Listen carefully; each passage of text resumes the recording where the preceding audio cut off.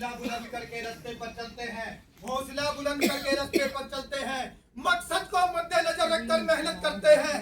मंजिल चाहे मुश्किल ही क्यों ना हो, फिर भी हम पहल करते हैं। नमस्कार साथियों, पहल क्वालिटी सर्कल में हम आप सभी का हार्दिक स्वागत करते हैं। हम एसकेएच ग्रुप के M1 प्लांट में काम करते हैं। इसकी स्थापना 2008 में हुई थी और इसका टर्नओवर 700 करोड़ रुपए है। हमारे मेजर कस्टमर्स हैं Maruti Suzuki, SMG Gujarat, Suzuki Motors, Tata India, solid Z. हमारे मेजर फ्रंट में भी फ्रेम सस्पेंशन, माल suspension, panel dash, rear skirt, fuel tank 4 wheeler fuel tank 2 wheeler, and axle housing. और हमारे मेजर प्रोसेस हैं stamping, projection welding, robotic jig welding, robotic support welding, seam welding, brazing, 3D coating, machining and fuel tank assembly. हमारी team का गठन 16 फरवरी 2024 को हुआ था। हमने ज्यादातर मीटिंग वेल्ड शॉप के शॉप फ्लोर पे करी, जिसमें हमारी अटेंडेंस 95% रही। हमारी टीम के facilitator Shiv Prakash sir and myself SKH Saurabh, SKH Manoj, SKH Jitendra, SKH Manish, SK Deepak. SKH Pavan. Problem solving के लिए हमने 12 स्टेप्स को फॉलो किया। Step 1 identification of problems. Problem को आइडेंटिफाई करने के लिए हमने 11 प्रॉब्लम को लिस्ट आउट किया। हमने सभी 11 प्रॉब्लम्स को ABC कैटेगरी में कैटेगराइज किया। फिर हमने इन सबको रेटिंग दी और रेटिंग के माध्यम से देखा कि सबसे ज्यादा रेटिंग लो डीपीआर को मिली है। Step 2 problem selection. Problem selection के लिए हमने एरिया वाइज डीपीआर का डाटा लिया और पाया कि सबसे कम डीपीआर वाईजेड फ्रेम को मिल रहा है। लो डीपीआर के कारण हमारी प्रोडक्टिविटी कम हो रही थी, इंटरनल रिजेक्शन और रिवर्क बढ़ रहा था, मैन पावर एक्सेस लग रही थी, शॉप फ्लोर का फाइवर्स खराब हो रहा था। और साथियों ओके और एनजी पार्ट के मिक्सअप होने के चांसेस बढ़ रहे थे। हमने सभी डिफेक्ट्स का पैरेटो एनालिसिस किया और पाया कि 2 ऐसे डिफेक्ट्स पैटर्न और स्टीयरिंग ब्रेकिंग पोजीशन एनजी हमारे डीपीआर को 80% तक अफेक्ट कर रही है। फिर हम अपनी development team, mass production team और कस्टमर से मिले, इन डिफेक्ट की सीवियरिटी को समझा और हमने आरपीएम माध्यम से देखा कि स्टीयरिंग ब्रैकेट पोजीशन एनजी ज्यादा सीवियर है। फिर यहाँ से एक थीम निकल के आई to eliminate steering breaker position NG. अब जरूरत है प्रॉब्लम को माइक्रो लेवल पे समझने की। ये स्टीयरिंग ब्रेकर पोजीशन एनजी आखिर होता क्या है? Steering bracket YZ suspension frame में लगने वाली एक सब असेंबली है जो पाइप के साथ वेल्ड होती है। अगर यही असेंबली XYZ एक्सिस में डिस्टर्ब हो जाए तो इसे स्टीयरिंग ब्रैकेट पोजीशन एनजी कहते हैं। और ये कब एनजी बनता है? ये वेल्डिंग के दौरान एनजी बनता है। इसे हम कहाँ डिटेक्ट कर सकते हैं? इसे हम अपने गेजिंग स्टेशन पे डिटेक्ट कर सकते हैं। ऐसे हमारे दिन में कितने पार्ट एनजी निकलते हैं? ऐसे तो हमारे पास दिन में 5 से 7% पार्ट एनजी निकलते हैं। ये पार्ट गेजिंग से स्किप हो जाए तो ये पार्ट तो गाड़ी में आसानी से लग जाएगा, लेकिन जब ड्राइवर स्टीयरिंग को घुमाएगा तो आई शाफ्ट रोड पैनल डैश के होल के साथ टकराएगी। इससे स्टीयरिंग की मूवमेंट हार्ड हो जाएगी, एक्सीडेंट हो सकता है, किसी की जान भी जा सकती है। और इससे क्या क्या प्रभाव पड़ सकता है? व्हीकल रिकॉल हो सकता है, वारंटी का इश्यूज बढ़ सकते हैं। कस्टमर डिसैटिस्फैक्शन होगा। इससे तो कंपनी की ब्रांड इमेज खराब हो जाएगी। EDCA तकनीक के माध्यम से हमने एक्टिविटी चार्ट बनाया और टारगेट लिया कि इस डिफेक्ट को हम जीरो करेंगे। Step 4 analysis of problems. Problem के एनालिसिस के लिए हमने अपने प्रोसेस को स्टडी किया और फिशबोन डायग्राम की सहायता से पॉसिबल कॉज को आइडेंटिफाई किया। हमने मेन के सभी पॉसिबल कॉजेज को वैलिडेट किया और तय किया कि इसमें भी कोई भी कॉज वैलिड नहीं है। हमने मेथड के सभी पॉसिबल कॉज को वैलिडेट किया और हमें यहाँ से एक पोटेंशियल कॉज आइडेंटिफाई हुआ, तो इसलिए मेथड हमारा एक वैलिड कॉज है। हमने मटेरियल के सभी पॉसिबल कॉजेस को वैलिडेट किया और पाया कि इसमें साइड पार्ट में वेरिएशन है जिसमें इंप्रूवमेंट की जरूरत है, तो ये एक वैलिड कॉज है। हमने मशीन के सभी पॉसिबल कोज को वैलिडेट किया, हमें इसमें एक पोटेंशियल कोज मिला, इसलिए मशीन एक वैलिड कोज है। लैशिंग हुक के वेरिएशन को हमने पैनल चेकर और टेपर स्केल की सहायता से चेक किया और पाया कि इसमें 1.4 mm का वेरिएशन है, जो एज पर ड्राइंग तो ओके है, लेकिन वेल्ड थिक एडजस्टमेंट के फेवर में नहीं है। लैशिंग हुक हमारा एक POC पार्ट है, उसके सप्लायर KRO का फरीदाबाद है। हम अपनी एसपीए टीम के साथ वहां गए और उनके प्रोसेस को स्टडी किया।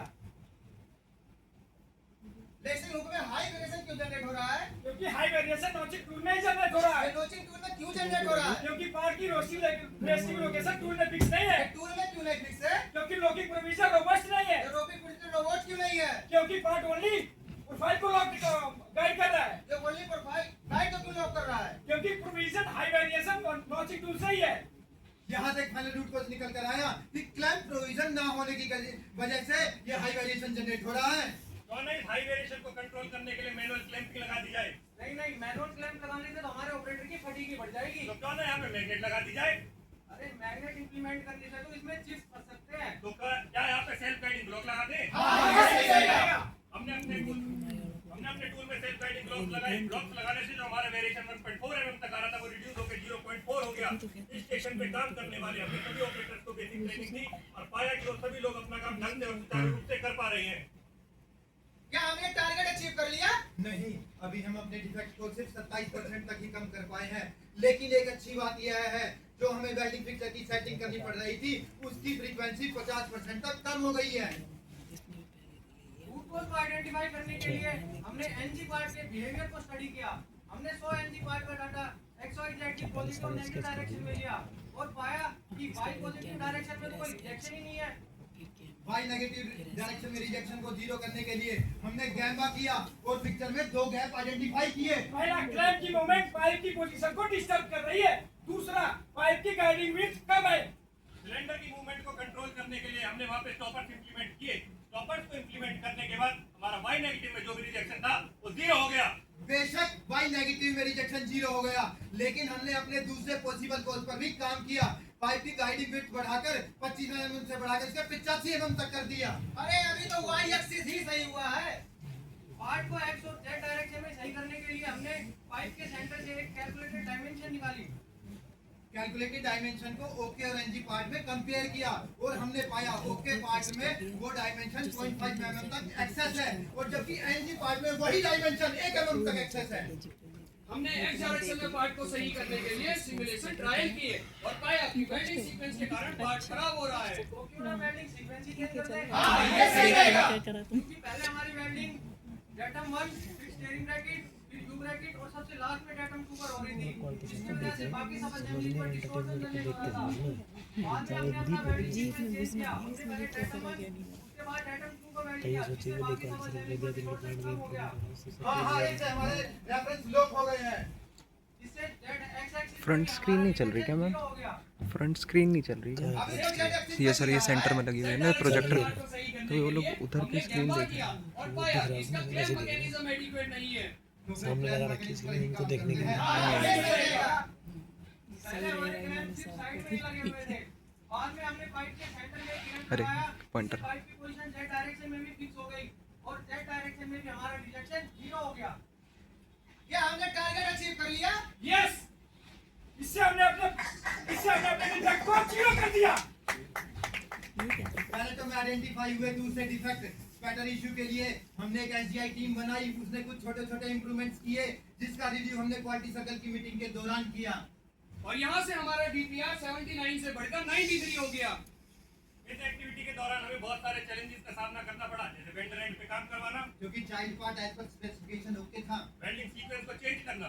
वेल्डिंग सीक्वेंस को चेंज करते टाइम हमने देखा कि रोबोट की नेक वेल्डिंग पिक्चर के क्लैंप को हिट कर रही है। इसकी वजह से हमें अपना क्लैंपिंग सीक्वेंस भी चेंज करना पड़ा। एक एडिशनल क्लैंप मैकेनिज्म को ऐड करना। एडिशनल क्लैंप मैकेनिज्म के लिए थर्ड पार्टी को हायर करने की कोशिश की था, इसलिए हमने इसे इन हाउस ही अरेंज किया। पहले हमने ट्रायल के लिए पहले छोटे लॉट बनाया, उसे कस्टमर एंड पे भेजा जो ओके मिला। फिर हमने बड़े लॉट बनाया, उसे भी कस्टमर एंड पे भेजा जो ओके पाया। फिर हमने अपना मास प्रोडक्शन बनाना स्टार्ट कर दिया। हमने इसकी इफेक्टिवनेस को मॉनिटर किया और स्टैंडर्डाइज करने के लिए टूल की चेक शीट को रिवाइज किया। इनकमिंग स्टैंडर्ड को रिवाइज किया। OPD में वेल्डिंग सीक्वेंस को ऐड किया। वेल्डिंग फीचर ड्राइंग को रिवाइज किया। FEMA कंट्रोल प्लान को भी रिवाइज किया। और साथ ही साथ जो भी हमने इंप्रूवमेंट की, उसको हमने कस्टमर के साथ साझा किया। स्टैंडर्डाइजेशन के लिए हमने कैलकुलेटेड डायमेंशन का चेक पॉइंट अपने फाइनल रिसीविंग गेज में लगाया और इस प्रॉब्लम की सीवियरिटी को समझते हुए हमने पिनों में प्रोक्सिमिटी सेंसर लगवाए, उनको PLC से कनेक्ट करवाया। यदि किसी पार्ट में पिन क्वालिफाई नहीं होती तो वो पार्ट डीक्लैंप नहीं होगा और इस तरह से हमने आउटफ्लो के चांसेस भी जीरो कर दिए। क्या हमने हॉरिजॉन्टल डिप्लॉयमेंट किया? हाँ, हमने इसे YZ LHD वेरिएंट में भी हॉरिजॉन्टल डिप्लॉयमेंट किया है। प्रॉब्लम सॉल्व करने के लिए कुछ टूल यूज किए, जैसे PDCA chart, brainstorming, process flow, Pareto chart radar chart, and fishbone diagram wall analysis, and 3C CAMPA. Computer study, इससे हमारी कुछ सर, इंटेंजिबल बेनिफिट्स भी स्पीड हुए। आपकी। हमारी कम्युनिकेशन स्किल बढ़ी, प्रोसेस नॉलेज बढ़ा, एंड टीम स्पिरिट भी बढ़ी, सेल्फ कॉन्फिडेंस हुआ, इंटरपर्सनल रिलेशनशिप भी बढ़ा। स्किल इंप्रूवमेंट हुआ। हमें कुछ टेंजिबल बेनिफिट्स हुए, जो हमारा मंथली रिएक्शन 156 पार्ट का था वो घटकर एकदम जीरो हो गया। इससे हमारी एक मैन पावर भी सेव हुई। इसकी वही वजह से वाला आया हमारी मैम, productivity 15% जीरो तक दिखा दिया increase हुई। डायरेक्ट, और बीच इस का टास्क दिखाया ही को करने के नहीं। लिए हमने जो एक्शंस लिए वो 100% सेफ थे। हमारी क्वेश्चन करते हैं कि नहीं देखते हैं। 46,800 रुपए की हुई। और हम अपना टारगेट निर्धारित समय पे पूरा करिए। साथियों, जैसे आप सभी को पता है, क्वालिटी सर्कल एक निरंतर चलने वाली प्रक्रिया है। हमने अपना नेक्स्ट टारगेट ले लिया है, accuracy improvement in voice clear member। हम एक सोशल मैसेज भी देना चाहेंगे। जंगलों को काट कर हम ये कैसा कहर ढाए जा रहे हैं। शहर जैसा एक आदमखोर जानवर, शहर जैसा एक आदमखोर चिल्लाना नहीं जानवर होता। पैदा किए जा रहे हैं। सर आप आओ मिलकर पेड़ लगाए, धरती को स्वर्ग जैसा सुंदर बनाए। धन्यवाद। सर